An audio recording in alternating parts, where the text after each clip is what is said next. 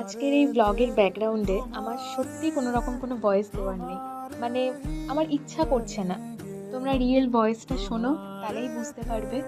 হ্যাঁ, আমার সত্যি একটা ফোনের দরকার ছিল, কিন্তু সেটা যে আমি আজকে পেয়ে যাব এটা আমি সত্যি এক্সপেক্ট করিনি।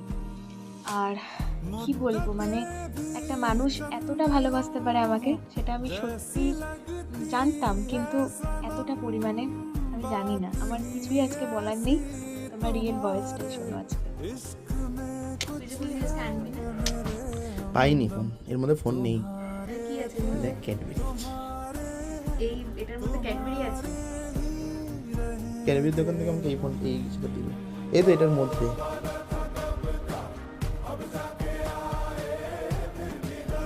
আমার না কেমন লাগছে, ধরতেই কেমন লাগছে।